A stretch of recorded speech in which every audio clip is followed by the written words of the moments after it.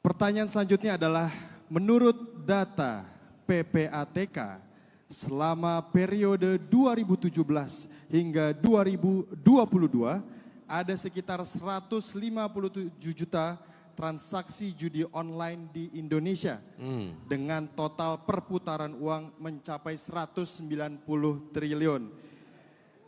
Sedangkan di Medan sangat mudah menemukan orang yang di sekeliling kita sedang bermain judi online. Nah, bagaimana komitmen Bapak terkait pemberantasan judi online? Silakan, Pak. Ini harus dihapuskan dengan tuntas, dan ini harus diberantas sampai akar-akarnya dan backing-backing yang ada di belakangnya. Tidak ada pilihan lain. Tidak ada pilihan lain. Ini adalah sebuah permainan yang memiskinkan yang sudah lemah. Tidak ada peserta judi online itu yang luar biasa makmur, tidak ada. Yang ada adalah mereka yang berada dalam status ekonomi lemah. Melihat ini seakan-akan sebagai harapan. Dan itu harapan semu yang kemudian seperti fata morgana. Terlihat dari jauh ada, didekati hilang, didekati hilang, dekati hilang. Jadi tidak ada pilihan lain bagi negara untuk dituntaskan. Ini menurut saya begitu. Lalu kami memandang, tapi saya mau tanya sebentar, di sini yang pernah ikut judi online ada nggak?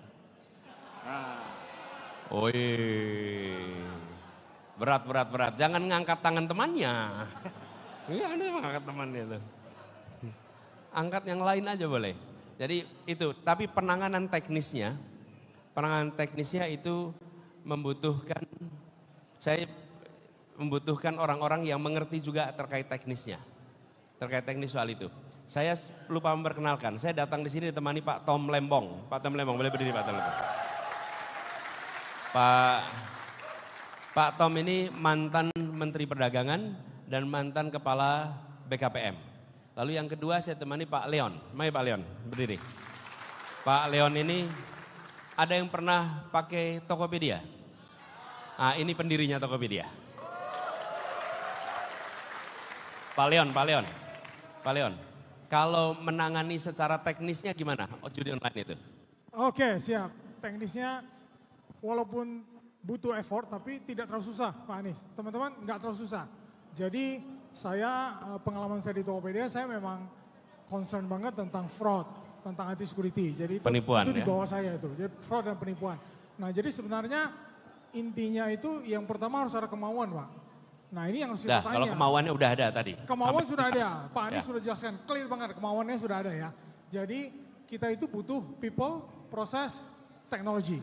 Nah, people kita sudah ada. Jadi kita banyak sekali ya engineer di Indonesia yang tinggal kita kumpulkan saja, mereka itu ahli banget masuk. Nah, prosesnya biasanya ada 3 tahap. Yang pertama kita bikin yang namanya rule engine. Rule engine itu aturan-aturan. Sebenarnya ini langkah paling simple. Jadi jika aturannya begini, jika memenuhi syarat-syarat begini, kita bisa block.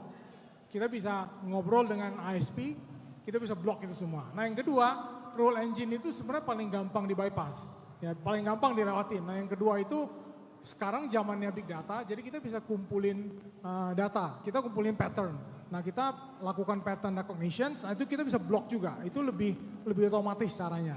Nah, tapi yang namanya manusia tetap akan kucing-kucingan dengan sistem. Yang ketiga adalah partisipasi masyarakat sebenarnya.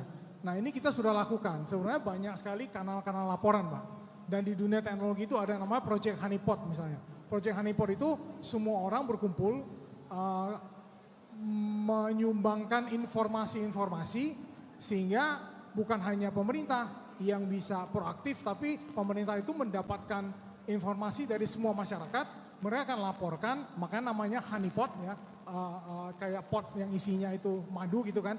Nah, informasi itu kita bisa pakai untuk memperkaya engine yang kita itu tadi. Nah, jadi sebenarnya simple gitu. Yang penting ada kemauan dan ada komitmen dari Pak Anies dan Pak Muhaimin yang sudah sangat jelas dan gamblang dijelaskan. Engineeringnya mudah dikerjakan? Iya, bisa Pak. Oke, thank you Mbak Leon.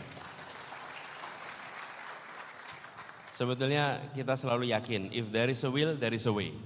Kalau ada kemauan, maka akan ada jalannya.